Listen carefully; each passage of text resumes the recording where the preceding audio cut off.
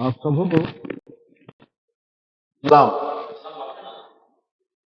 प्रभु यीशु मसीह जब अपने पुनरुत्थान के बाद मुलाकात करता है, महिलाओं से तो क्या कहता है? सलाम। इसलिए आप सबों को पुनरुत्थान दिवस की बधाई हो मेरे और मेरे परिवार की ओर से। और मैं आज के दिन में आप सबों को सलाम कहता हूं।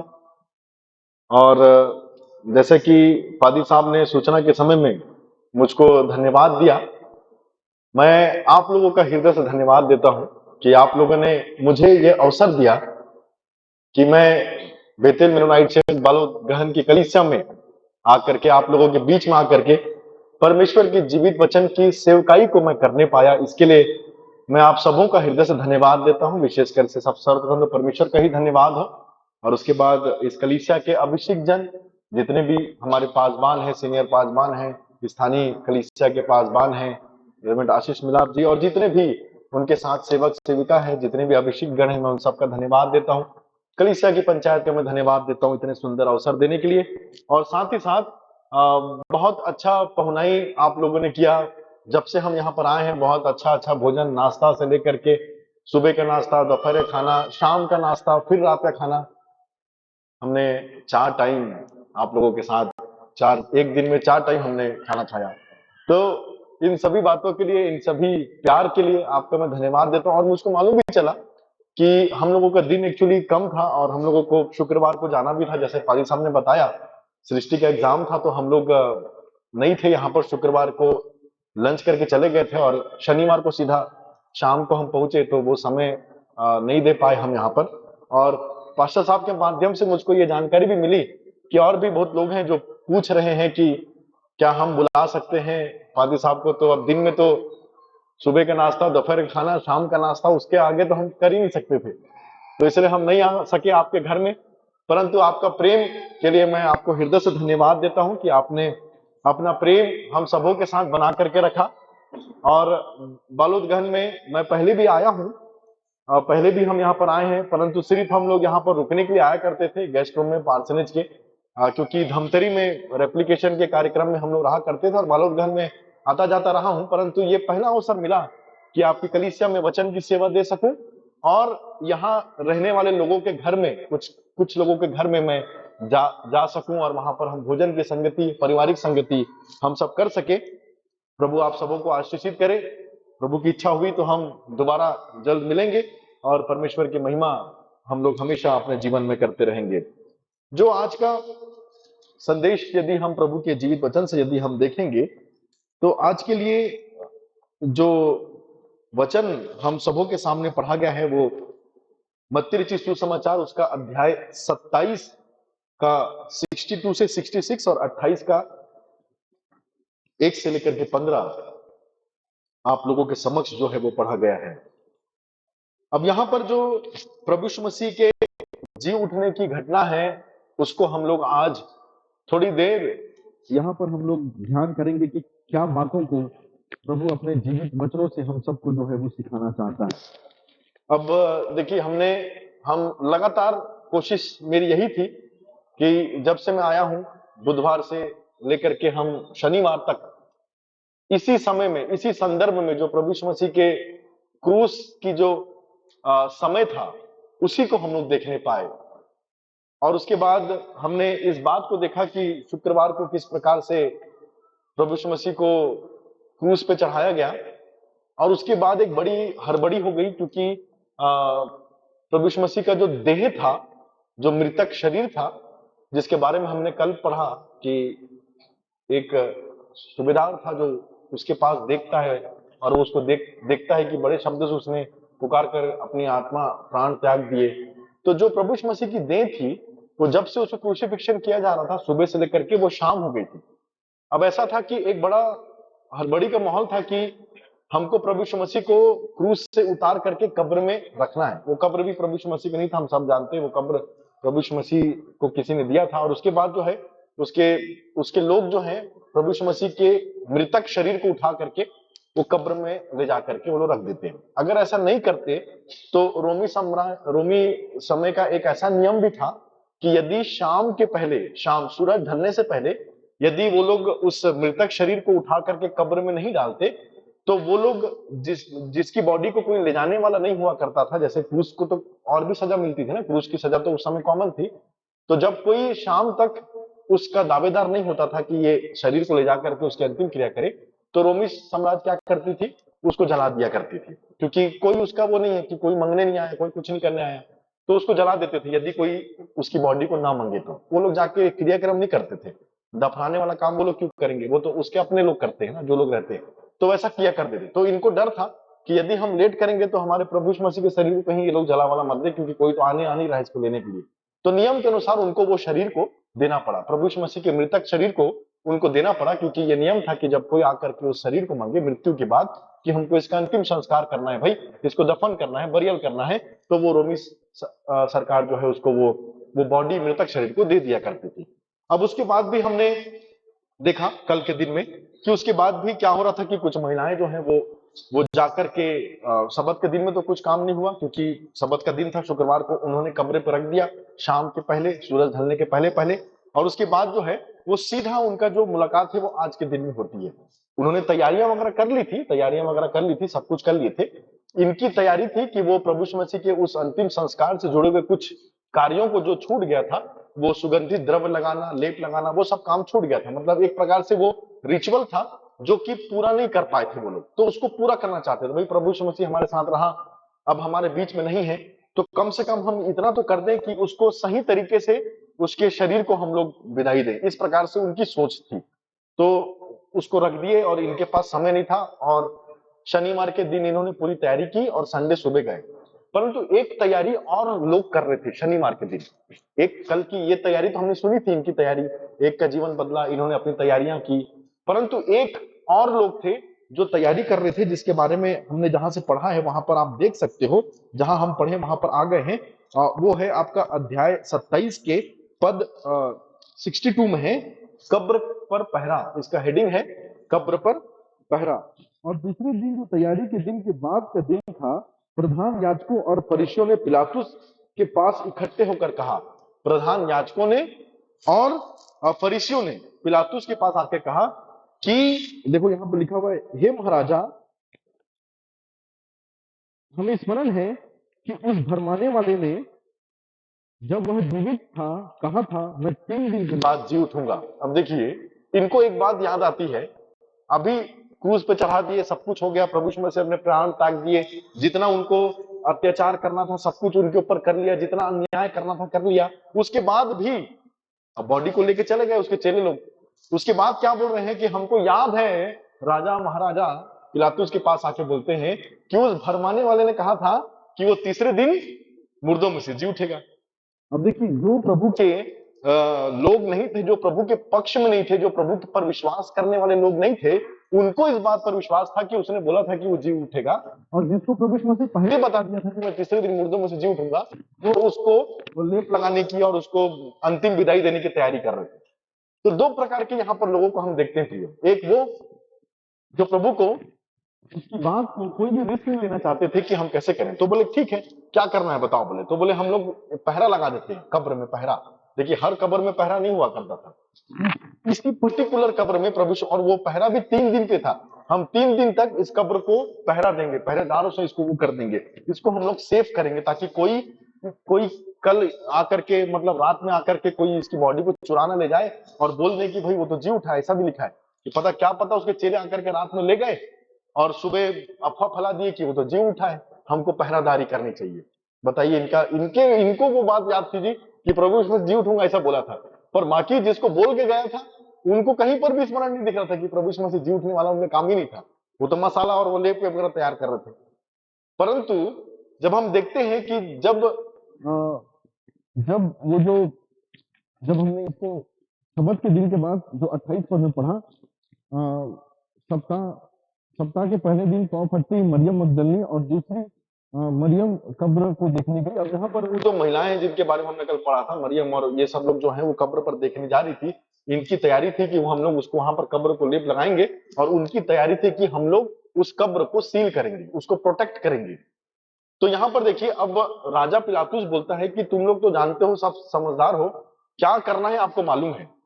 तो यहां से हमारा जो बोलना चाहिए पुनरुत्थान का जो समय की जो कठिनाई जो आज भी हमारे जीवन में हमको मिलती है प्रभु यीशु मसीह से मुलाकात करने से पहले, वो हमको आज भी ये सारी चीजें देखने को मिलती है। देखिए, तीन चीजों से उन्होंने कब्र को सील किया। तीन चीज, पत्थर, बोला बड़ा पत्थर, दूसरा मुहर, और तीसरा सोल्जर, पहरेदार। तीन इतना, ये अब देखिए, ये जो पत्थर है ना, पत्थर, बड़ा पत्थर, उस पर रोमी सरकार की मुहर, सील कर दिया उसको, और तीसरा सोल्जर।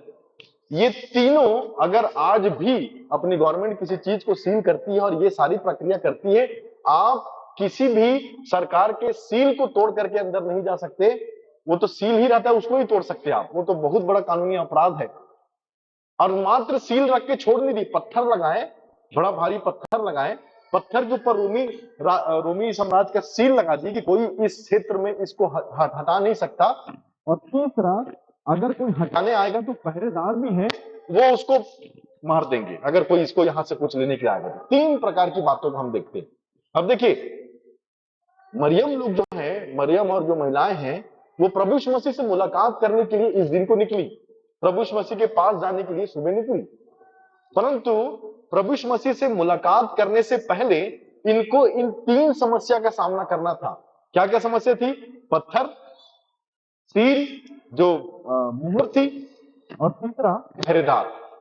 अब महिलाएं हैं जी बेचारे, प्रभु से अभी तो प्रभु मर गया भाई, वैसे भी हम लोग को कल टाइम नहीं मिला, आज हमको समय मिला कि प्रभु के साथ हम थोड़ा सा उसके साथ और उसके मृतक शरीर के साथ बैठ करके उसके यादों को या उसके क्रियाक्रम को हम लोग कर लें। उस उद्देश्य से वो जा रही थी, चुराने की उसमें जा रही थी। बाकी चीजें तो डर के हमारे छुपे बैठे थे।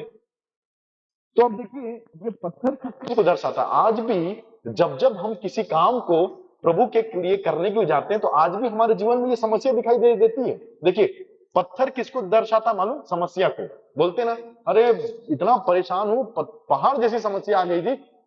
पहाड़ माने पत्थर, बड़े बड़े पत्थर हमारे मार्ग में होते हैं, जिससे हमको ठोकर लग जाती है। तो पत्थर को यदि हम देखें, तो पत्थर मतलब क्या है? एक बड़ी समस्या, एक बड़ी समस्या हमारे बीच में। प्रभु से मिलने के लिए हम जा रहे हैं, प्रभु के काम करने के लिए हम जा रहे हैं, प्रभु से मुलाकात करने के लिए जा रहे हैं उसके पुनरुत्थान में, परंतु मार्ग में जा रहे हैं, पर बड़ी समस्या उनके इंतजार कर रही है, बड़े पत्थर के रूप में। पत्थर को हम बोल सकते हैं प्रॉब्लम, ठीक है? पत्थर माने प्रॉब्लम, समस्या। उसके बाद सील को हम बोल सकते हैं, जो मुहर था उसको हम क्या बोलेंगे? सील मतलब पावर, अधिकार, सामर्थ। अब कोई सील लगा देगा तो आप कैसे छू लोगे जी किसी के संपत्ति को? वो सामर्थ है, उसका अधिकार है। तो पत्थर माने समस्या, मुहर मतलब सामर्थ, और सोल्जर और सिपाही का मतलब होता है पर्सन, व्यक्ति। ये तीनों ही चीज तो आज भी हमारे जीवन में परेशान कर रहे हैं हम लोगों को। कई सारी पत्थर जैसी समस्याएं हमारे बीच में हैं, कई सारी इस मुहर के जैसे सामर्थ हमको प्रभु से मिलने के लिए रोकते हैं। और कुछ जो है वो लोग हैं जो हमारे जीवन में, जो हमको प्रभु के आत्मिक जीवन में बढ़ने के लिए या प्रभु के पास जाने के लिए हमको रोकते हैं। तो ये तीनों समस्या जो इनके पास थी, आज हमारे पास भी है। पत्थर, मुहर और पहरेदार, जिसको हमने समझा, पत्थर माने प्रॉब्लम, मुहर मतलब सामर्थ, और पहरेदार मतलब व्यक्ति। ये सब लोग मिलकर के, ये तीनों यहां मिल जाएं, वहां पर आपको रोकने की सामर्थ्य रखते हैं कि आप प्रभु से मुलाकात करने से ये लोग रोक सकते हैं आपको। परंतु देखिए, पत्थर जैसी सामर्थ्य आपके पास क्यों ना हो, हमारा प्रभु जो है बड़ा सामर्थी है। और वहां पर जब हम देखते हैं वचन में कि जब कोई भी व्यक्ति, जब जो भी परेशानी हमारी क्यों ना हो, जो भी समस्या हमारी क्यों ना हो, प्रभु हर एक पर हमारा सामर्थ को रखता है। यहां पर लिखा हुआ ना, यशाया में लिखा हुआ है, यशाया 54 का 17 में लिखा हुआ है, जितने हथियार तेरे हानि के लिए बनाए जाए उनमें से कोई सफल न होगा, और जितने लोग मुद्दई होकर तुझ पर नालिश करें उन सबों से तू जीत पाएगा। यहोवा के दासों का यही भाग है, और वे मेरे ही कारण धर्मी ठहरेंगे, यहोवा की यह वाणी है। कोई भी हथियार, कोई भी पावर जो तेरे विरुद्ध जाए, वो कभी भी वो आपके लिए सफल नहीं होने पाएगा। उसके बाद हम एक वचन कहते हैं, भजन संहिता में भी लिखा हुआ है 3:1 में, हे यहोवा, मेरे सताने वाले कितने बढ़ गए हैं, वे जो मेरे विरुद्ध उठते हैं बहुत हैं। इस प्रकार से वचन कहता है। और उसके बाद जो है, तूने मेरे सताने वालों के सामने मेरे लिए मेज बिछाया है, तूने मेरे सिर पर तेल मला है और मेरा कटोरा उमड़ रहा है। निश्चय भलाई करुणा जीवन भर मेरे साथ बनी रहेगी और मैं यहोवा के धाम में सर्वदा वास करूंगा। भजन संहिता 23:5-6। अगर हम इन सबको पढ़ें, और भी प्रतिज्ञाएं प्रभु की हैं, तो कहीं ना कहीं ये सारी प्रतिज्ञाएं आपके उस पत्थरनुमा समस्या को हटाने में प्रभु सामर्थी है। उस मुहर नुमा सामर्थ्य को जो आपको प्रभु के पास जाने से रोकती है, उसको हटाने के लिए सामर्थ्य है परमेश्वर का वचन। और उन व्यक्तियों को जो पहरेदार के रूप में थे, जो कुछ व्यक्ति आपके जीवन में हैं, जिसके कारण आप प्रभु के समीप नहीं जा पा रहे हैं, उनको भी प्रभु हटाने में सामर्थ्य है। इस सब वचन में जब आप देखेंगे तो आपको पढ़ने को मिलेगा, और भी बहुत सारे वचन जिसमें पढ़ने को मिलेगा। परंतु बात यह है कि मरियम और महिलाएं जब जा रही थी, उनके सामने ये बड़ी समस्या थी। आज भी हमारे सामने ये पत्थर, ये मुहर, ये पहरेदार, ऐसे सामर्थी लोग हमको भी रोकने के लिए बहुत बने हुए, परंतु हम इनसे डरे नहीं, घबराए नहीं। देखिए, उनको वो वापस नहीं गई कि हम लोग तो इनका सामना नहीं कर पाएंगे, हमारी मदद करने के लिए कौन आएगा, हम लोग कैसे इतना बड़ा पत्थर को हटाएंगे। ये सब कुछ भी बात उनके मन में नहीं थी। हम कैसे उस सील को हटाएंगे, हमारा तो कोई अधिकारी नहीं है, हम लोग तो कुछ भी नहीं है उस मुहर के सामने। जो सामर्थ वहां पे दिखाई गई है कि नहीं, तुम यहाँ पर नहीं आ सकते, तुम इस प्रभु के पास नहीं आ सकते, हमने यहाँ पर पहरा लगा के रखा है। इतनी बड़ी सामर्थ को कैसे ये लोग हटा लेते। डरना जायज था, चिंता में होना जायज था, परंतु याद रखिए, आप अपनी सामर्थ के अनुसार थोड़े जा रहे हैं जी तो प्रभु के पास। और यदि आप प्रभु के पास जा रहे हैं तो आप अपनी सामर्थ से कुछ भी नहीं कर सकते, परंतु प्रभु की सामर्थ से आप सब कुछ कर सकते हैं। तो ये लोग जो गए थे वहां पर उस समय में, उस रविवार के दिन में, जिसमें आज हम पुनरुत्थान दिवस को स्मरण कर रहे हैं, बड़ी समस्या थी इनके सामने, पर फिर भी उस समस्या का समाधान करने के लिए उनके साथ उनका जीवित परमेश्वर था। वो तो सोच रही थी वो मरा हुआ, परंतु वो तो जीव उठा था। और जीवित परमेश्वर के लोग ना तो पीछे हटते हैं, ना तो किसी पत्थर से डरते हैं, ना ही किसी सील से, सामर्थ से घबराते हैं, और ना ही किसी व्यक्ति के सामने झुकते हैं। वो तो अपने परमेश्वर के सामने झुकते हैं जी। ये लोग किससे डर रहे थे, हम किससे डरते हैं? ऐसा कौन सा पत्थरनुमा समस्या आपके जीवन में है जिसको प्रभु अपने जीवित होने के बाद हटा नहीं सकता? ऐसे कौन सा वो मुहरनुमा सामर्थ है जिसको प्रभु की सामर्थ उसको हटा नहीं सकती?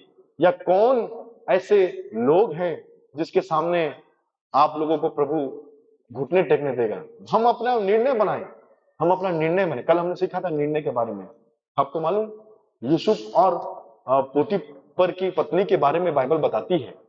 यूसुफ पुराने नियम में है, पोतीफर की पत्नी, वह विचार करने के लिए उसको अवसर मिला, परंतु वो भागा, लिखा है वचन से, वो भागा।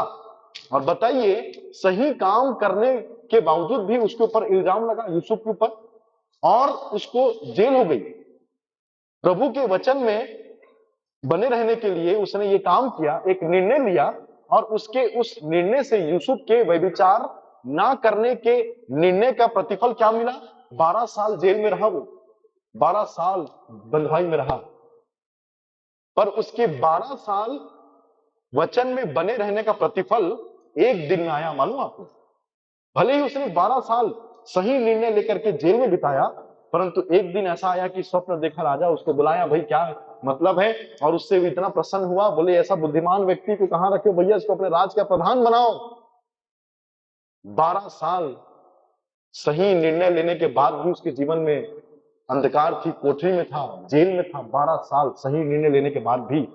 पर उसके उस सही निर्णय लेने का प्रतिफल एक दिन में उसको मिला। भले ही 12 साल उसने इंतजार किया, पर एक दिन ऐसा आया कि जो निर्णय उसने लिया था, परमेश्वर ने उस निर्णय का सम्मान किया और उसको प्रधान बनाया। यूसुफ के बारे में हम सब जानते हैं। बताइए, हम भी ऐसा निर्णय लें कि प्रभु, जब जब हम तेरे काम को करने के निकलेंगे, कोई समस्या पत्थर जैसी क्यों ना हो, मेरा प्रभु सामर्थ है। अरे हम बोलते हैं सेनाओं को यहोवा, हमारे परमेश्वर का नाम है सेनाओं का यहोवा, तो उसके पास सेना है जी। हम लोग एक सेना के परमेश्वर के लोग हैं, और सेना में जो लोग रहते हैं, क्या वो डरते हैं क्या किसी से? बताइए, हमारा परमेश्वर सेनाओं का यहोवा है। हम उसके सेना के लोग हैं, हम किस बात से डरेंगे? हम क्यों डर रहे हैं किसी प्रकार की प्रॉब्लम से, किसी प्रकार की सामर्थ से? आप अपने मार्ग में विश्वास योग्यता के साथ चलती जाइए। प्रभु आपके पहुंचने से पहले वहां पर आपके लिए सारा मार्ग जो है वो ठीक कर देगा। और हम इस वचन वैसे ही पाते हैं प्रिय।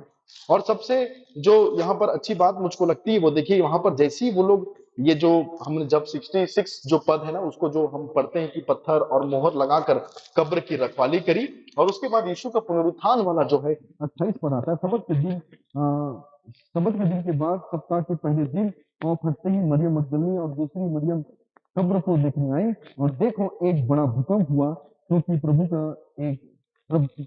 का दूत स्वर्ग से उतरा और पास आकर उसने पत्थर को लुढ़का दिया। देखिए, जिस बड़ी समस्या के लिए आप डर रहे हैं, आप जिस स्थान के लिए निकल रहे हैं, जिस प्रभु से मुलाकात करने के लिए निकल रहे हैं, आप अपने मार्ग में बढ़ते रहेंगे ना। इस पुनरुत्थान के समय में ये संदेश प्रभु दे रहा है अपने जी उठने के बाद कि देखो, कुछ लोग थे, महिलाएं थी जो कमजोर थी, निर्बल थी, उनके पास कोई सामर्थ नहीं थी, परंतु जैसे ही मेरे तरफ उनके कदम बढ़ रहे थे, मेरे पास वो लोग जब चल के आ रहे थे, तो उनकी सारी समस्या उनके पहुंचते ही दूर हो गई। और आपको मालूम, आपकी समस्या को दूर करने के लिए परमेश्वर पूरी दुनिया को हिला दिया था। उस समय भूकंप आया, अरे उथल पुथल कर देगा परमेश्वर। हमारा परमेश्वर इतना सामर्थी भाई। आपकी समस्या, आप डर रहे हो, भूकंप ला दिया वहां। अरे कौन है ऐसी सामर्थ जो मेरे सामने टिकेगी? उडोल हुआ, लुढ़क गया पत्थर। और आपको मालूम, देखिए एक चीज यहां पर हमको सीखने को मिलती प्रियो, इस वचन में पत्थर इसलिए नहीं लुढ़का था कि प्रभु यीशु मसीह बाहर आया। प्रभु यीशु मसीह पहले ही चला गया था। उसका बोलना चाहिए, उनका जो पुनरुत्थान है वो पत्थर लुढ़कने के पहले हो गया था। पत्थर सिर्फ इसलिए लुढ़का था कि देखो जाकर के वो यहां नहीं है अपने वचन अनुसार। कई बार हम सोचते हैं पत्थर लुढ़का होगा, प्रभु यीशु मसीह जाओगे। मरियम लोग तो प्रभु यीशु मसीह को 90 पद में देखे क्या?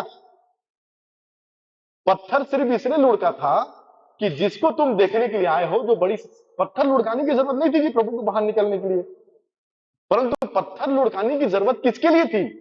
वो लोग जो प्रभु से मुलाकात करने के लिए आ रहे थे। प्रभु यीशु मसीह तो पहले ही पुनरुत्थानित हो गया था। कई बार हम देखते हैं ना, अंदर जाके देखे वो तो कपड़ा भी घड़ी करके, ऐसा भी तो वचन है ना। ऐसा नहीं था कि पत्थर लुढ़का, वो लोग आए, प्रभु यीशु मसीह वहां से गए, उन्होंने देखा, ऐसा नहीं। पहले ही प्रभु चले गए थे।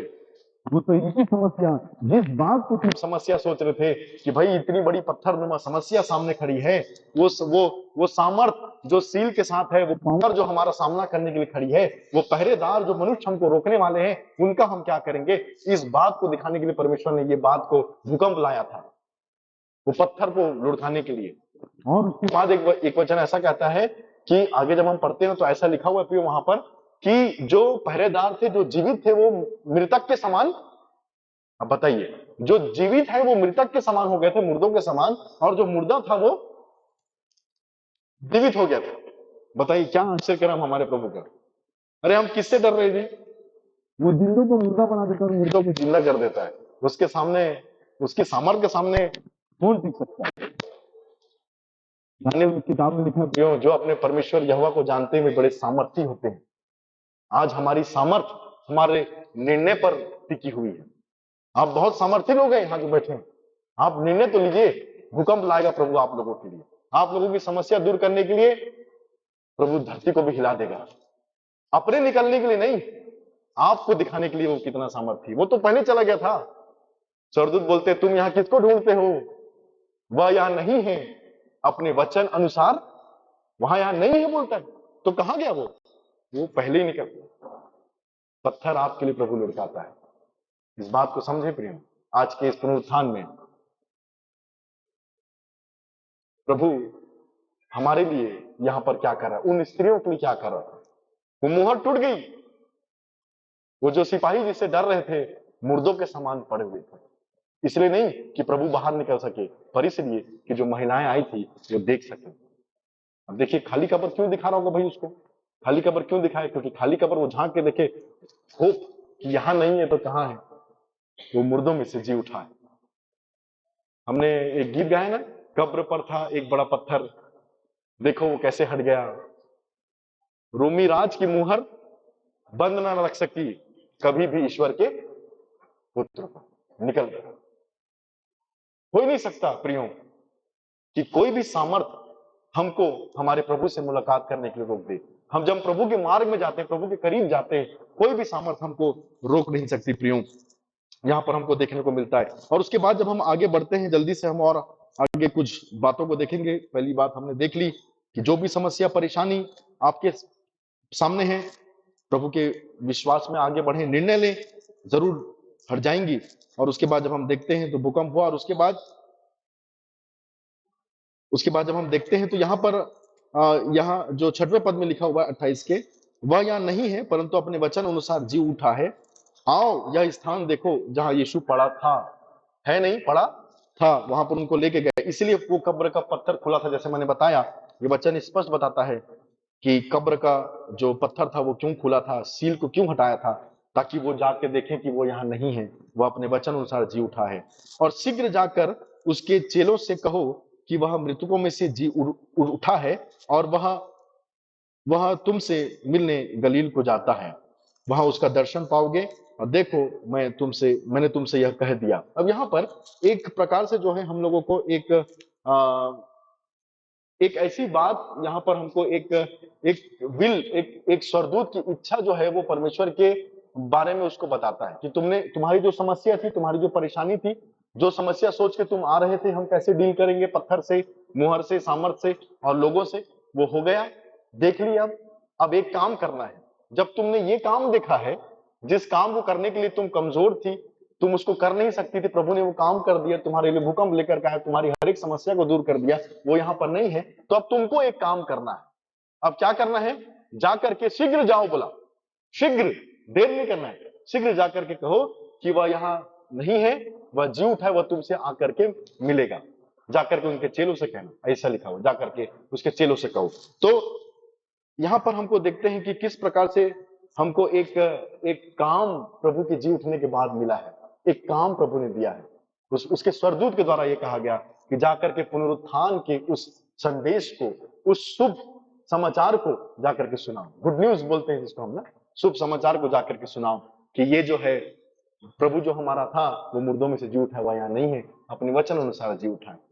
हम सब प्रियो इस काम के लिए बुलाए गए हैं। देखिए, हमारी हर समस्या प्रभु दूर करता है। जैसे इनकी सिनेरियो में तो वो पत्थर था, इनके लिए तो वो रोमी राज्य का मुहर था, इनके लिए तो वो सोल्जर थे। हमारे लिए हमारा पत्थर दूसरा चीज हो सकता है, हमारे लिए जो सील है वो सामर्थ दूसरा चीज हो सकता है जो हमको रोकती हो, और हमारे लिए ये पहरुए दूसरे रूप में हो सकते हैं। प्रियो, परेशानियां सबके पास है, परंतु जब प्रभु आपकी गवाही को, कई बार हम सुनते हैं, कई बार आप लोगों ने यहाँ गवाही दी होगी, किस प्रकार से प्रभु ने आपकी समस्या को, परेशानियों को दूर किया। उसके बाद हम क्या कर रहे हैं? जाओ और जाके लोगों को बताओ कि तुम्हारी समस्या परेशानी किसने दूर की, क्योंकि मरे हुए व्यक्ति ये काम नहीं करते जी, वो यहाँ नहीं है, मुर्दों में से जी उठा है। तो ये लोग गए, और देखिए वहां पे लिखा हुआ है, वो लोग बड़े और वे भय और आनंद के साथ कब्र से शीघ्र लौटकर उसके चेलों को सुसमाचार देने को दौड़ गई। शीघ्र लौटकर, कहा था शीघ्र जाओ। जैसे ही उन्होंने ये शीघ्र शब्द सुना, कोई देर नहीं किए, ये लोगों ने तुरंत वहां से शीघ्र गई, और दौड़ कर गई, लिखा हुआ है। तब यीशु उन्हें मिला। अब देखिए, अभी तक यीशु मसीह से मुलाकात इनकी नहीं हुई थी, मैंने बताया। अब यीशु मिला 9वें पद में, 8वें पद में लिखा है, वे भय और बड़े आनंद के साथ कब्र से शीघ्र लौट गई। देखिए, यहाँ पर दो प्रकार के इमोशन हमको दिखते हैं, भय भी है और आनंद भी है। दोनों कैसे? कई बार ऐसा होता है ना, या तो आदमी खुश रहेगा या तो भय में रहेगा, भय में रहेगा तो खुश नहीं रहेगा, खुश रहेगा तो भय में नहीं रहेगा। परंतु यहाँ लिखा हुआ भय के साथ बड़े आनंद से लौट गई। भय किस बात का रहा होगा भाई? कब्र में झांक के देखे होंगे।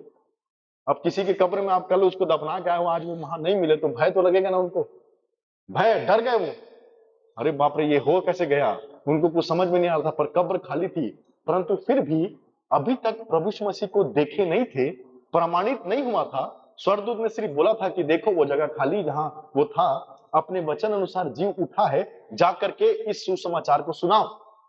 देखे नहीं थे, मैं फिर बोल रहा हूं, अपनी आंखों से नहीं देखे थे प्रभु यीशु मसीह को, कब्र बस को खाली देखे थे, पर फिर भी उस सुसमाचार को सुनाने के लिए शीघ्र जा रहे थे।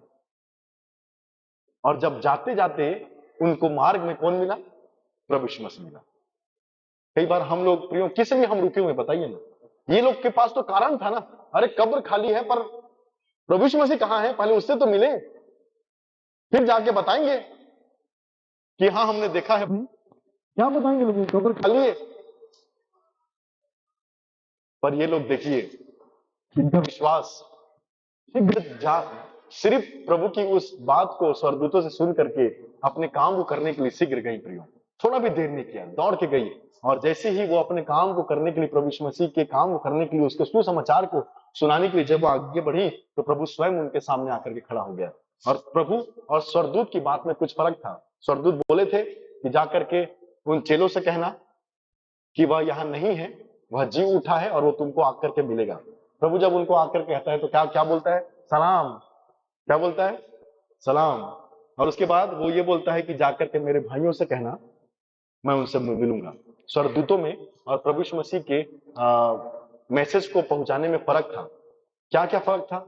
स्वर्गदूत बोलते हैं कि जाके बताना वो यहां नहीं है, जी उठा है। प्रभु यीशु मसीह नहीं बोला उनको कि जाके उनको बताओ कि मैं जी उठाऊं, ऐसा नहीं बोला, सिर्फ बोला कि मैं उनसे आकर के मिलूंगा। दूसरी बात जो प्रभु यीशु मसीह ने नहीं कही, स्वर्गदूत ने कही, वो बोली कि जाकर के उन चेलों को कहना। पर प्रभु यीशु मसीह जब बोलता है तो बोलता है कि जाकर मेरे भाइयों को कहना कि मैं आकर के मिलूंगा। तो देखिए दो बातें। पहली बात तो यह है कि स्वर्गदूत ने कहा कि जाकर के उन चेलों से कहो कि वो यहां नहीं है, वो जी उठा है। ये बात यीशु मसीह ने उनको नहीं कही कि वो यहां नहीं है। क्यों मालूम? क्योंकि जब ये असाइनमेंट, जब ये सेवा, जब ये सुसमाचार स्वर्गदूतों के द्वारा इन महिलाओं को दिया गया था, तब उन्होंने प्रभु यीशु मसीह को देखा नहीं था। पर जब स्वयं प्रभु यीशु मसीह के द्वारा साक्षात रूप से वो देख रही हैं, वो असाइनमेंट उनको दे रहा है कि तुमको क्या काम करना है, मेरे जी उठने के सुसमाचार को सुनाना है। तो वो नहीं बोलता कि जाकर कहना कि मैं जी उठाऊं, क्योंकि तुमने तो खुद ही अपनी आंखों से, अब जिस चीज को अपनी आंखों से देखा है उसको बताने की जरूरत नहीं है जी, उसको जाकर के अच्छी खबर को, अच्छी बात को, सुसमाचार को, वो तो खुद ही आपने उसको अनुभव कर लिया। मालूम तो तुमको था ही, मैं तुमसे रास्ते में मिल चुका हूं, अब मुझको बोलने की जरूरत नहीं है कि मैं जी उठाऊं, मेरे बारे में जाके बताओ। आपने मुझ पर विश्वास किया, यहां पर आए, यहां पर आपने देखा मैं जी उठाऊं, मैं आपके सामने खड़ा हूं, अब जाकर के उनको बोलो कि मैं आके उनसे मिलूंगा। आज भी प्रभु यही सेवा हमसे चाहता है। स्वर्गदूत बोल रहे हैं वह यहां नहीं है, जी उठा है। प्रभु यीशु मसीह नहीं बोला कि मैं यहां नहीं हूं, देखो मैं जी उठाऊं। सलाम। अरे जीवित साक्षात प्रभु यीशु मसीह को हमने अपने जीवन में अनुभव किया है। कब तक हम चुप रहेंगे? कब तक हम चुप रहेंगे? कब हमारी सेवा चालू होगी और जाकर के हम लोगों को बताएंगे प्रियो, जाकर के उसके उसके अब बोलता है मेरे भाइयों से कहना। स्वर्गदूत बोलता है चेलों से कहना, पर शायद अभी तक वो चेले नहीं बने थे, क्योंकि डर के मारे, छुप के मारे बैठे हुए थे। परंतु फिर भी प्रभु यीशु मसीह ये नहीं बोलता जाकर के उन डरपोकों से कहना, जाकर के उन धोखेबाजों से कहना जो मुझको छोड़ के चले गए। कहां है वो लोग? बोलता है जाके मेरे, अरे भले ही चेलापन में थोड़ी सी कमी दिख रही होगी, परंतु है तो मेरे भाई, है तो मेरे भाई ही, जाकर के मेरे भाइयों से कहना। क्या प्रेम है प्रभु का, बताइए। उस समय भी वो उनको भाई करके संबोधित करता है। हमारे हमारे वचन में भी हमको ऐसा प्रेम से संबंधित बहुत सारी बातें मिलती हैं। अब्राहम और लूत के बारे में हम सब जानते हैं प्रियो। उन लोग साथ में निकल गए थे, प्रभु ने बोला था, और साथ में निकल गए थे। और उसके बाद फिर क्या हुआ, एक समय में उनके बीच में झगड़ा होने लग गया, लड़ाई होने लग गई उनकी संपत्ति को लेकर के। तो अब्राहम आकर के क्या बोलता है मालूम आपको? देख, हम दोनों भाई हैं और हमारे बीच में ऐसा झगड़ा लड़ाई होना अच्छी बात नहीं है। और उसको बोलता है देख, तुझको जो पसंद है, या तू यदि दाएं जाएगा तो मैं बाएं जाऊंगा, और तू यदि बाएं जाएगा तो मैं दाएं, मतलब तू जिस तरफ जाएगा मैं उसको उल्टे जाऊंगा। इसका मतलब साफ साफ जो यहां पर अब्राहम अपने भाई से कह रहा था, वो ये कह रहा था कि देख, झगड़ा लड़ाई मत कर, हम भाई हैं, अच्छा बात नहीं है। जो तेरे को पसंद है तू रख ले, जो तेरे को नहीं पसंद होगा वो कौन रखेगा? मैं रखूंगा। कितनी बड़ी बात। उसको पहले अवसर देता है, तेरे को जहां जाना तू जा, जहां तू जाएगा वहां मैं नहीं जाऊंगा, मैं उल्टे जाऊंगा। मतलब तेरे को जो पसंद होगा ना तू रख ले, और जो जिस चीज को तू छोड़ देगा, जो तुझको नापसंद होगी, उसको मैं रख लूंगा, सिर्फ इसलिए कि हमारे बीच में कोई झगड़ा ना हो, हम दोनों भाई हैं। ये अच्छी बात नहीं है। मैं रख लूंगा तुझको जो नहीं पसंद होगा, क्या बड़ी बात है बताइए। ऐसे लोग हैं हमारे परमेश्वर के जी, ऐसे लोग हमारे वचन में मिलते हैं, जो बेहतर किसी और को देते हैं, और जो वो हमारे लिए छोड़ देते हैं नापसंद चीज को वो खुद रख लिया, मैं रख लूंगा। यहां पर वो कहता है जाकर भाइयों से कहना, भाइयों से कहना बोलता है। क्यों? क्योंकि भले ही चेलेपन की सेवकाई में अभी उतना अच्छा नहीं कर पाए होंगे, परंतु है तो मेरे भाई ही, है तो मेरे भाई ही। और उसके बाद जब हम देखते हैं कि वो लोग गए, उनको एक जिम्मेदारी मिली, वचन को बांटने की सेवा मिली, और उसके बाद जब वो वहां पर जाती हैं, तो एक प्रकार से जब वो चेलों को बताती है ना, तो वो लोग ना उनकी बातों पर बहुत सारे कंफ्यूजन हो जाता है, डाउट हो जाता है, विश्वास में थोड़ा सा वहां पर दिक्कत होती है। परंतु ये लिखा हुआ है कि सबसे पहले जब वो जाकर के जब उनको ये सुसमाचार मिली, तो चेले जो हैं वो भाग करके कहाँ गए? वो दौड़ करके गए उस जगह को देखने के लिए जहां पर प्रभु यीशु मसीह को रखा गया था, कब्र को। क्योंकि यही उनको बोलना चाहिए, प्रमाणित हो सकती थी कि जो ये बात बोल रही हैं, जो ये कह रही हैं, जो ये महिला लोग आकर के बात को कह रही हैं, उसमें कितनी सच्चाई है, उस बात की परख करके लिए वो लोग जाकर के वहां पर उस जगह को जो है वो देखने गए थे। अब देखिए, जहां जहां पर हम लोग प्रभु यीशु मसीह के बारे में जब जब हम लोग पढ़ते हैं कि जब जब प्रभु यीशु मसीह के इस पुनरुत्थान के संदेश को यदि हम किसी को बताते हैं कि प्रभु यीशु मसीह मुर्दों में से जी उठा मेरे लिए, हम सबों के लिए, तो कहीं ना कहीं ये समस्या भी जीवन में आती है। जैसे उसके खुद के चेले जो है वो जाकर के उनको देखना पड़ा कि क्या ये जो बोल रही हैं उस बात की पुष्टि को उन्होंने किया, और सबसे अच्छी जगह वो जा सकते थे कि वो लोग कब्र में जाकर के उस जगह को वो लोग देख सकते थे। और इसके बाद प्रभु ने अपने जीवित होने के प्रमाण भी दी, प्रियो, प्रमाणित भी बाइबल करती है। क्योंकि बहुत से लोग होंगे जो इस बात को प्रमाणित करने की अलग अलग तरीके से कोशिश करते होंगे, परंतु बाइबल भी अपने प्रभु यीशु मसीह के उस जी उठने की बात को प्रमाणित करती है। और उसके बाद आप देखोगे, एक तो ये लोग जाकर के उस कब्र में देखे, और उसके बाद जब हम देखते हैं कि 40 दिनों तक प्रभु यीशु मसीह जो है लोगों को अपने पुनरुत्थान के बाद दिखाई देते रहे। यदि आप इसको बाइबल में पाएंगे तो पहला कुरिन्थी उसका 15 अध्याय में हमको डिटेल मिलता है कि किस किस से प्रभु यीशु मसीह मिला। जैसे कि मैंने जो नोट बनाया है पहला कुरिन्थी उसका अध्याय 15 के हिसाब से, वहां पे पौलुस जो है वो हमको एक डिटेल देता है कि किस किस को प्रभु यीशु मसीह ने देखा था, या कौन लोग थे जो प्रभु यीशु मसीह से मुलाकात कर पाए थे। तो पहले जो बोलता है वो पतरस ने देखा, उसके बाद 12 चेलों ने देखा, और 12 चेले जब देखे तो 500 लोगों ने एक साथ प्रभु यीशु मसीह को देखा। उसके बाद वो याकूब देखा, और उसके बाद और भी जो अन्य उसके अपोस्टल्स थे जो प्रेरित थे उन्होंने उसको देखा। तो ये सारे अकाउंट्स जो है वो आपको पहला कुरिन्थी उसका अध्याय 15 में जो है वो मिल जाएगा कि किस प्रकार से प्रभु यीशु मसीह के जी उठने के बाद ये सब लोगों ने उसको देखा, ये सब लोगों ने वहां पर जाग जाग करके देखा। और यहाँ पर जब हम देखते हैं कि आगे यहाँ पर हम लोग क्या देखते हैं कि जब ये सुसमाचार लेकर के गए, तो यह बात जो इन लोगों ने कही थी कि प्रभु यीशु मसीह जी उठा है, जब ये बात प्रमाणित हो जाती है प्रियो इनके जीवन में, जब ये सबके जीवन में, तो यहाँ पर प्रभु यीशु मसीह ने इनको एक खबर दे करके भेजा था, प्रभु यीशु मसीह और स्वर्गदूतों के माध्यम से, कि मैं यहाँ नहीं हूं, मैं जी उठा हूं। प्रभु यीशु मसीह ने भी मिला और बोला कि जाकर के मेरे भाइयों से कहना। ये एक सुसमाचार है, एक खबर थी, एक ऐसा सुसमाचार था जो सबको सुनाना जरूरी था कि प्रभु यीशु मसीह मुर्दों में से जी उठा है, ठीक है। परंतु उस समय जब वो पुनरुत्थान का जो पर्व था ना, उस समय सिर्फ एक ही खबर नहीं उड़ गई थी, दो खबर गई थी, एक सच्ची थी और एक झूठी थी। हम इसी बाइबल अभी हमने पढ़ा ना, उसी में जो है हम लोग पढ़ते हैं, एक सच्ची खबर थी और एक झूठी खबर। अब देखिए यहां पर क्या लिखा हुआ है, पहरुओं की सूचना देखेंगे आप, उसका हेडिंग भी इसमें लिखा हुआ है, 11वां पद में लिखा हुआ है, जो पद में 28 में हम देख रहे हैं। 11 में, वे जा ही रही थी कि पहरुओं में से कुछ ने नगर में आकर पूरा हाल प्रधान याजकों को कह सुनाया। तब उन्होंने पुरनियों के साथ इकट्ठे होकर सम्मति की और सिपाहियों को बहुत चांदी देकर यह कहना कि रात को जब हम सो रहे थे तो उसके चेले आकर उसे चुरा ले गए। अब देखिए, रात को जब हम सो रहे थे तो बहुत सारा पैसा दे करके, उसी दिन की बात है, एक तरफ प्रभु यीशु मसीह और उसके स्वर्गदूत ये बोल रहे हैं कि वो यहाँ नहीं है, अपने वचन के अनुसार जी उठा है। दूसरी तरफ कुछ लोग ऐसे भी हैं जो पैसे लेकर के ये काम करने वाले हैं कि ये कहना कि रात में आए उसके चेले, उसके शरीर को उठा करके ले गए। और उसके बाद देखिए, उसके बाद तो और एक बात लिखी हुई है, ऐसा उन्होंने प्रचार किया, जब हम यहाँ पर देखते हैं और 14 पद में, और यदि यह बात हाकिम की कान तक पहुंचेगी तो हम उसे संभाल लेंगे और तुम्हें जोखिम से बचा लेंगे। ये गारंटी भी दे रहे हैं, अगर कोई दिक्कत हुई तो हम आपको कुछ होने नहीं देंगे। अतः उन्होंने रुपए लेकर जैसे सिखाए गए थे वैसे ही किया। यह बात आज तक यहूदियों में प्रचलित है, ऐसा वचन कहती है। इतना जबरदस्त प्रचार किया जी इन लोगों ने, आज तक प्रचलित है ये बात कि झूठ बोलते हैं मसीह लोग। प्रभु वो क्या है भाई ये लोग? आज भी आप बोलोगे नॉर्मल व्यक्ति को कि क्या है जी पुनरुत्थान, क्या मालूम वो क्या समझते हैं, वो लोग क्या मालूम वो क्या समझते हैं भाई।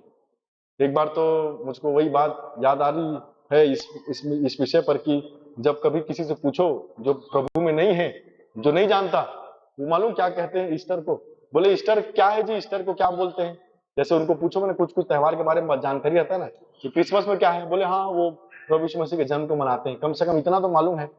तो ऐसा कुछ कुछ शॉर्ट में मालूम रहता है उनको, छोटी छोटी बातें, ज्यादा तो नहीं मालूम होती गहराई में, पर छोटी छोटी बातें तो मालूम रहती है। तो एक बार एक अन्य जाति से पूछा गया, भाई ये ईस्टर जो है, ये जो पुनरुत्थान पर्व है, ये मसीह लोग क्यों मनाते हैं? अन्य जाति था वो, देखता था मसीह लोगों के साथ आने जाना, तो संगति में रहते रहते हैं कुछ ना कुछ लोग। तो वो क्या जवाब देता है मालूम? ये पुनरुत्थान और ईस्टर का दिन जो है वो मसीह लोगों के लिए मुर्दों का त्योहार है। किसका त्योहार है? मुर्दों का। बोले मुर्दों का त्योहार है? बोले कैसे? तो बोले मैं जाता हूँ जिस रास्ते से, वहां कब्रिस्तान होता है जी, और देखता हूँ ईस्टर के दिन सुबह से क्या करते हैं ये लोग जाकर के, और ईस्टर के एक सप्ताह पहले वहां जाके तैयारी करते हैं। मुर्दों का त्योहार है। हाँ, वो लोग जाकर के वहां पर स्तुति आराधना या जो भी पता नहीं वो क्या क्या लेके जाते हैं, वहीं पर सब चीज करते हैं। वो ऐसे ही कुछ करते होंगे। बताइए, हमारे एक काम करने से, हमारे किसी जगह में जाने से सामने वाला व्यक्ति जो प्रभु को नहीं जानता उसको क्या लग रहा है कि मुर्दों का त्योहार मना रहे हैं? वो लोग भी तो मनाते हैं कुछ ऐसे ही, कुछ भी पता नहीं, वो खिलाने विलाने वाला काम, बहुत सारी चीजें हैं। क्या फर्क रहेगा बताइए ना, हम में और उनमें, अगर हम ऐसा हरकत करेंगे तो। परंतु बात यह है प्रियो, बात यह है कि हम मुर्दों का त्योहार नहीं मनाते, हम तो प्रभु यीशु मसीह के पुनरुत्थान का पर्व मनाते हैं। परंतु उनको बताएगा कौन? ठीक है, उनको गलतफहमी है, उनको गलतफहमी है, वो दूर कौन करेगा? अरे ये जो लोग पैसा लेके काम कर रहे थे ना, इतना जबरदस्त काम किए हैं, आज तक यहूदियों में वो बात प्रचलित है बोले। और मुझको तो लगता है आज भी उनके काम, जो उन लोगों ने जो कहानी सुनाई थी, जो खबर फैलाई थी झूठी, वो आज सच्ची खबर से भी ज्यादा ज्यादा लोग जानते हैं इस बात को। कैसे चलेगा ये काम बताइए? प्रभु ने हमको जिम्मेदारी दी है प्रियो कि हम उसकी सच्ची और पुनरुत्थान की उस खबर को लेकर के जाएं। वह यह नहीं है, जाकर के देखो जहां तुमने उसको रखा था, वो मुर्दों में से जी उठा। स्वयं प्रभु यीशु में से आकर के प्रकट होते हैं, 40 दिन तक इसी जगह पर, पृथ्वी पर अलग अलग समय में दिखाई देते हैं, और एक दिन उठा ले जाते हैं उन सब, उन गलीलियों के सामने से, और स्वर्गदूत आके उनसे फिर एक बात कहते हैं, क्या देखते हो तुम लोग? वही यीशु जो आज, जिसको तुम जाते हुए देख रहे हो, एक दिन तुम्हें लेने के लिए वापस आएगा, तुम्हें लेने के लिए वापस आएगा। तो ये अपेक्षा प्रभु करता है कि मेरे पुनरुत्थान के बाद मेरे लोग मेरी सच्चाई को, मेरी गवाही को, मेरे जीवन के कार्य को आगे बढ़ाते रहे, मेरी सेवा को आगे बढ़ाते रहे। यह है सच्चा ईस्टर या पुनरुत्थान पर्व का संदेश प्रियो, कि प्रभु के मरण, जी उठने के बाद, प्रभु के जी उठने के बाद दो प्रकार की खबर निकली थी। एक तो ये कि वो जी उठा है, दूसरा ये सब झूठ है, उसके चेले आके उसके शरीर को ले गए थे, कोई प्रभु जी भी नहीं उठा। हम अपना सच्ची खबर को कितनों तक पहुंचा सकें? झूठी खबर तो हम जान गए, कितने लोग जानते हैं। आज जो नहीं जानता मसीह को, जो अन्य जातियों में है, जो नहीं जानते मसीह को ना, उनके पास वो झूठी खबर ही है, आप मान के चलो। सच्ची खबर पहुंचाने वाले वहां तक पहुंचे ही नहीं, सच्ची खबर पहुंचाने वाले वहां तक पहुंचे नहीं। आज हमको प्रभु ने जिम्मेदारी दी है, आज की सुबह पुनः इस घटना से जो पुनरुत्थान के दिन बीती थी, प्रभु हमको बता रहा है कि मैं तुम्हारी हर एक समस्या परेशानी को दूर करता हूं। तुम मेरे पास आए हो, मैं तुम्हारी समस्या दूर करूंगा। मेरे पास आओगे तो मेरे पुनरुत्थान की सामर्थ्य को देखोगे, और पुनरुत्थान की सामर्थ्य को देखने के बाद तुमको चुप नहीं रहना है, तुमको ऐसे कार्य करना है, बहुत बड़े बड़े तुमको कार्य करना है, और मेरे नाम से लोगों को बचाना है। आगे इसी अध्याय में जब आप देखेंगे तो बड़ी महान आज्ञा हमको दी गई है, जो हमको मत्ती 28 में मिलती है। आगे जब हम इसको पढ़ते हैं तो हम कहां पर हैं बताइए इस क्षेत्र में? आपको मालूम है, उसके बाद जब चेले लोगों को ये बात मालूम चल गई ना, मुझको बहुत अच्छा लगता है ये बात। जब इन चेलों को, भले ही वो कुछ समय पहले प्रभु यीशु मसीह की मृत्यु के समय डर के मारे छुप के बैठे थे, और कोई भी ना उसकी मृत्यु के समय था, ना उस सुबह था, सिर्फ वो महिलाएं थी, कोई भी नहीं था।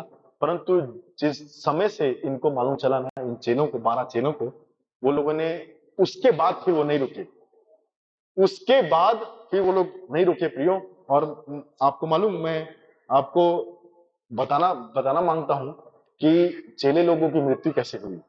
आखिरी बात ये, इसको सुने। इनको जैसे ये कंफर्मेशन हो गया कि प्रभु यीशु मसीह मुर्दों में से जी उठाए, अब दुनिया की कोई सामर्थ हमको रोक नहीं सकती। मर जाएंगे तो मर जाएंगे, पर प्रभु के काम को हम लोग सच्चे खबर को फैला करेंगे। शहीद हो गए जी ये लोग प्रभु के नाम के लिए, मरे नहीं, प्रभु के लिए शहीद हो गए। एक ही था जो नेचुरल मृत्यु मरा था, बाकी सबकी मृत्यु मार डालने के द्वारा हो गई थी। और क्यों? ये सब अपना जीवन बचा सकते थे, जैसे उस दिन बचाए थे। इसके पहले भी उन्होंने अपना जीवन बचाया था कि हम भी जाएंगे तो हमको भी मार पड़ेगी, हम लोग भी फंस जाएंगे, छुप के बैठे थे। इन्होंने अपना जीवन बचाया था प्रभु यीशु मसीह के क्रूसिफिक्शन से पहले। क्यों वो लोग एक जगह पे बैठे थे? चाहते तो प्रभु यीशु मसीह के जी उठने के बाद भी अपने जीवन को बचा सकते थे, अपने आप को बचा सकते थे। परंतु अब जब देख लिए हैं कि वो सुसमाचार, वो जो बात प्रभु यीशु मसीह ने कही थी कि मैं तीसरे दिन मुर्दों में से जी उठूंगा, जब हमने इस बात को सुना है, देखा है, समझा है, तो अब हम नहीं रुक सकते, अब हम नहीं रुक सकते। देखिए, मत्ती जो था वो इथोपिया में काट डाले जाने के द्वारा शहीद हुआ। प्रिय, इथोपिया में गया था, उसको लोगों ने पकड़ा, घेर लिया, और उसको एक ही बात बोलते थे कि देख, तू इस प्रभु यीशु मसीह के प्रचार को कि वो जी उठाए बंद कर। बोले नहीं, मैं नहीं बंद करूंगा। उसको इतना लोगों ने तलवार से मारा, उसको इतना मारा प्रियो कि वो तलवार से काटते काटते उसकी मृत्यु वहीं हो गई। इतने उसको घाव दिए। मत्ती अखबार में पढ़ते हैं। और मरकुस जो था अलेक्जेंड्रिया में उसकी मृत्यु हुई, रास्ते पर घसीट घसीट कर मार डालकर उसकी मृत्यु हो गई। प्रियो, एक ही बात बोल रहे थे वो लोग, एक काम कर, तू बच जाएगा।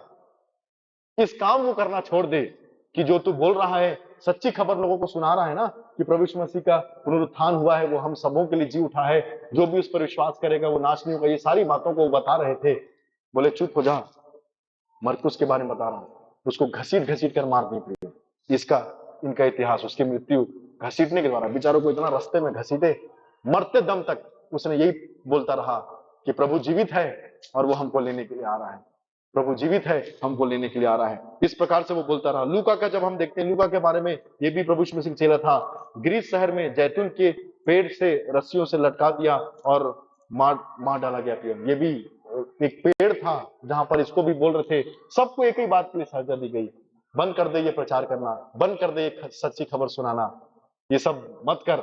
बोले नहीं, अब मैं नहीं रुक सकता। जब मैं प्रभु को देखा हूं, मैं कैसे रुक सकता हूं उसकी बात को प्रचार करने से। पेड़ में लटका दिए और गले में वो रस्सी जैसे फांसी जैसे हो जाता है, वैसा उसको, उसके जीवन जो है वो चला गया। प्रियो, उसके बाद यूहन्ना के बारे में हम देखते हैं। यूहन्ना को तो सीधा सीधा उसको मना किए तो वो नहीं माना यूहन्ना भी, तो उसको वहां पर एक खौलते हुए तेल में उसको डाल दिया गया था। तेल पूरा कढ़ाई में डाल दिए उसको डायरेक्ट। अब बताइए, गर्म तेल में थोड़ा सा चटका हमको लग जाता है, हमारी हालत क्या हो जाती है। यहाँ पर तो उसको वार्निंग दी गई, वो नहीं समझा तो उबलते हुए तेल में उसको डाल दिया गया। परंतु अद्भुत रीति से परमेश्वर उसको बचा लिया, और यही वो चेला था जिसकी मृत्यु प्राकृतिक रूप से हुई। परंतु उसके बाद इसको छोड़े नहीं गए। वो तेल में जलने के बाद जब वो बच गया था, तो इसको जो है वो बंदीगिरी में डाल दिया गया था, और वहां पर वो आजीवन कारावास रहा। और उसके बाद यही व्यक्ति है जो मतलब उस सताव से बच गया था, और उसके बाद जेल में जाकर के मरा, यूहन्ना। पतरस जो था, रोम शहर में क्रूस पर उल्टा लटका दिए जाने के द्वारा मारा गया। पतरस जो था, बोले कि जिस मसीह का तू प्रचार करता है हम उसी क्रूस पे तुझको मारेंगे यदि तू इस बात को नहीं सुनेगा तो। कुछ समय पहले शुक्रवार को छुप के बैठा था ताकि मैं भी ना पकड़ा जाऊं, क्रूस की सजा ना पालूं। अब जब देख लिया पुनरुत्थान हुए, अब क्रूस दो चाहे कुछ दो, बोले तेरे को क्रूस पर मारेंगे हम लोग। बोले मैं प्रभु का प्रचार करने से नहीं रुकूंगा, परंतु एक निवेदन करूंगा। बोला वो, बोला कि जिस जिस क्रूस पे मेरे प्रभु को सीधा लटकाया गया था, मैं इस काबिल नहीं कि अपने प्रभु के समान उस क्रूस पे लटकूं, मुझको उल्टा लटका देना। और इन्होंने उस क्रूस, इसलिए वहां पे लिखा हुआ है पतरस जो वो जो है वो क्रूस पे, रोम शहर में क्रूस पर उल्टा लटका कर मार दिया गया। ऐसा उसने गवाही दिया जी, मरते मरते भी मैं इस काबिल ही नहीं, मार दो मुझको, पर जिस सलीब पर मेरा प्रभु सीधा था मैं तो काबिल नहीं कि उसके समान मरूं, उल्टा लटका दो मुझको। और उसको उल्टा लटका करके प्रियो उन लोगों ने मार दिया। और याकूब के बारे में हम देखते हैं, ऊंचाई से ढकेल दिया गया और मरते दम तक पीटा गया, इस तरह वो शहीद हुआ। ऊंचाई में ले गए, उसको धक्का मारते मारते वहां से गिरा दिए, वहां से नहीं मरा तो लाठियों से मार मार के उसको उसको उसको उसकी जान चली गई। पर अंतिम सांस तक एक ही बात बोलते रहे, प्रभु जीवित हुआ है, मुर्दों में से जी उठा है, वो मेरा प्रभु है। ऐसा करके वो बोलता रहा प्रियो। कभी भी उस सुसमाचार को उसने अपने मृत्यु से भी ज्यादा महत्व दिया। और बर्तुलमय के बारे में हम देखते हैं, जीवित अवस्था में पूरे शरीर का चमड़ा उधेड़ दिया गया, इस कारण वो शहीद हुआ। उसको बोलते गए, उसको ऐसी खतरनाक सजा कि बोल, मना कर कि तू प्रभु का प्रचार नहीं करेगा। बोले नहीं मैं करूंगा। चमड़ा निकाल देते थे जीते जी उसका, शरीर का, उसकी पूरा खाल को खींच देते थे। कितना तकलीफ हुआ होगा, पर फिर भी हर तकलीफ के साथ साथ एक ही बात बोलता था, मेरा प्रभु जी उठा है और वो हम सबों के लिए उद्धार करता है, मैं इस बात को बताने के लिए नहीं रुकूंगा। और उसके बाद जब हम देखते हैं और अंद्रयास के बारे में देखते हैं, क्रूस पर बांध दिया गया जहां से उसने मरते दम तक प्रभु का प्रचार किया और अपने प्राण त्याग दिए। यहूदा के बारे में देखते हैं, यहूदा जो है वो है तीर से भेद कर मार डाला गया। और उसके बाद मत्तियाह के बारे में हम देखते हैं, पहले पथरवाह किया गया, फिर सिर काट डाले जाने के द्वारा जो है वो शहीद हुआ। मत्तियाह को देख लीजिए, पहले उसको पत्थरों से मारा गया, जब पत्थरों से उसकी मृत्यु नहीं हुई तो उसके सिर को धड़ से अलग कर दिया गया और उसी कारण उसकी मृत्यु हुई। पौलुस को जब हम देखते हैं, सम्राट नीरो द्वारा रोम शहर में सिर काट डाले जाने के द्वारा मारा गया। और थोमा, जिसको हम सब जानते हैं, थोमा तो उसकी मृत्यु भारत में हुई, भारत की चेन्नई शहर में तीर से भेद डाले जाने के द्वारा थोमा को मारा गया। हम लोग देखते हैं भारत में सेंट थॉमस ऐसा करके बहुत सारे संत, थोमा जो है भारत में आया था प्रियो, और वो सेवा कर रहा था। एक दिन प्रभु से प्रार्थना कर रहा था, प्रभु की ओर हाथ उठा करके, और कुछ लोग आए और तीर से, भालों से उसको उसको उसको पीछे से वार किए और वो उसकी मृत्यु हो गई, वो प्रभु में शहीद हो गया। ये सब अपने जीवन बचा सकते थे, मैं क्यों बताया इन सब के बारे में, ये सब अपना जीवन बचा सकते थे प्रियो, पर जिस चीज को उन्होंने महसूस किया था, अनुभव किया था, देखा था कि प्रभु यीशु मसीह मुर्दों में से जी उठा, वो हमारे लिए जी उठा, वो हमारा प्रभु है। और हमको प्रभु ने जिम्मेदारी दी है कि जा करके बताओ, जा करके बताओ। हम नहीं रुकेंगे, हम नहीं रुकेंगे। ये जो हम इस बात को पढ़ते हैं ना, ये जो मत्ती 28 उसका 19 में लिखा हुआ है, इसलिए तुम जाओ, सब जाति के लोगों को चेला बनाओ, उन्हें पिता और पुत्र और पवित्र आत्मा के नाम से बपतिस्मा दो, और उन्हें सब बातें जो मैंने तुम्हें आज्ञा दी है मानना सिखाओ, और देखो मैं जगत के अंत तक सदैव तुम्हारे संग हूं। ये वाली बात जो प्रभु ने उनको कहने को कही थी, प्रभु यीशु मसीह के जी उठने के बाद वो लोग नहीं रुके प्रियो। आज हमारी बारी है, उनका समय खत्म हो गया, वो चले गए अपना काम करके। आज कोई भी प्रभु यीशु मसीह का चेला नहीं है, परंतु उस चेले, वो 12 चेलों में से तो नहीं है, परंतु हम सब तो प्रभु यीशु मसीह के भाई और चेले हैं। कब तक हम चुप रहेंगे, कब तक हम अपनी जिम्मेदारियों को पूरा नहीं करेंगे प्रियो। आज हमारा अवसर है, आज प्रभु की नजरें हम पर है कि आज हम इस पुनरुत्थान पर्व में आए हैं। प्रभु देख रहा है, उस दिन को स्मरण कर रहे हो ना, उस दिन के बाद क्या हुआ था, उसको मैं आपके जीवन में देखना चाहता हूँ। मेरा जो काम था मैंने कर दिया, ऐसा प्रभु आज देख रहा होगा। अब तुम्हारा काम क्या है, तुम्हारा काम क्या है? जो काम मैंने वचन में कहा है करना है, उस काम को प्रभु प्रियो हमको बढ़ाना है, और किसी भी कीमत पर नहीं रुकनी है। इन्होंने अपने प्राण दे दिए, मरते दम तक प्रभु की सेवा की। आज हमारे लिए इतना कठिन तो नहीं है काम, इनके लिए तो बहुत कठिन था उस समय, बहुत कठिन। परिस्थितियां अनुकूल थी, झूठी खबर फैल रही थी, सच्ची खबर फैलाना था। सच्ची खबर फैलाने वाले कहां रह गए पीछे, और झूठी खबर फैलाने वाले देखिए, उनकी खबर ऐसी फैली कि आज भी बहुत से लोगों को नहीं मालूम कि वो मुर्दों में से जी उठा था, उसने वो हमारा उद्धार करता है। कौन फैलाएगा जी? आज के दिन में आप सबों से निवेदन है प्रियो, जितना अधिक हो सके प्रभु यीशु मसीह के पुनरुत्थान के इस दिन को जब हम स्मरण कर रहे हैं, उस सालों पहले जब वो सच्ची घटना जो बीती थी, जब हम उसको आज स्मरण कर रहे हैं, भले आज तक नहीं कर पाए हों, परंतु आज के बाद प्रयास करिए कि आपके द्वारा एक सच्ची खबर लोगों तक पहुंचने पाए, एक शुभ संदेश, एक गुड न्यूज प्रभु का पहुंचने पाए कि वो मुर्दों में से जी उठा है, वो तुम्हारा प्रभु, तुम्हारा उद्धार करता है। ये बात कौन बताएगा? ये बात प्रभु अपेक्षा करता है हम लोगों से कि हम जाएं, जाकर उनको कहना। प्रभु क्यों नहीं खुद बता रहा जा जाके सबको? जी, स्वर्गदूत नहीं बता सकते क्या? उनके पास कितने स्वर्गदूत हैं? जाओ, देखो, जाओ। हमने देखा है प्रभु को, हमने महसूस किया है, अब बताएंगे कब? प्रभु आप लोगों को आशीषित करे प्रियो, और यही आशा के साथ कि हम हमेशा प्रभु के उस वचन को पूरा करते रहेंगे, और हम लोग जब तक प्रभु ना जाए तब तक अपनी सेवा को जो जिसके लिए प्रभु ने चुना है, हम लोग हमेशा उसको उस पर ईमानदार बने, उसको करते रहे प्रभु। आइए हम प्रार्थना करें। परमेश्वर पिता, हम प्रभु जी आपको हृदय से धन्यवाद देते हैं, ये सुंदर दिन जो आपने हमें दिया, और जब हम आज के दिन में प्रभु जी आपके जीवित वचन से उस पुनरुत्थान की बातों को जो आपने हमें अपने वचन में बताई है प्रभु जी, पुनः उसको समझने का प्रभु जी प्रयास किया है, और प्रभु जी हमने जो भी बातें आज सीखी हैं, समझी हैं प्रभु, होने देना परमेश्वर पिता कि हम उस बात पर बने रहने वाले हो सके, उस वचन को पूरा करने वाले हो सके जो आपकी इच्छा हम हमारे लिए है प्रभु, हम आपकी इच्छा पर चलने वाले लोग हो सके प्रभु। धन्यवाद के साथ इस प्रार्थना को, इस कलीसिया को, और जिन्होंने वचन सुना उन सभी लोगों को आपके सामर्थ्य हाथों में सौंपते हैं, और विनती प्रभु यीशु नाम से मांगते, सुन्य ग्रहण करें, आमीन।